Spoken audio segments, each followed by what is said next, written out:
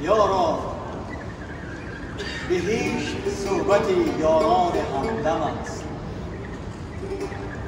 دیدار یار نامتناسی جهنم است.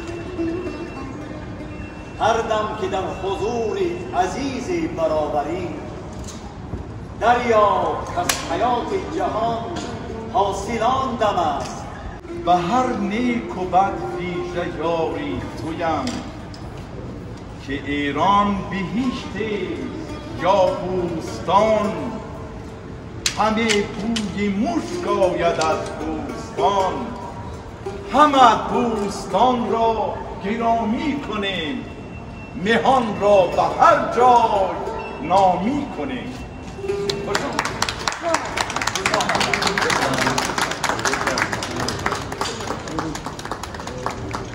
رودکی بزرگ اولین غزلسرا بود و حافظ و سعدی و کمال و خیام و همه اینها گویا برادران یک زبان هستند، برادران یک معنی و در اشعار آنها من فکر میکنم که در برابر اینها هم در مثنوی معنوی جلال‌الدین بلخی و در دیگر غزل‌های کلاسیکون بزرگترین معنی‌های دنیا نهان است و دنیا کی هاست که از این استفاده میبرد، بهره میبرد، احترام میکند و اعتبار دارد. از این لحاظ چهاربینی امروزه من فکر میکنم یک قدم خیلی بزرگ فرهنگی و سیاسی میشود و برادری و دوستی میان تاجیکستان ایران رو باز هم مستحکم.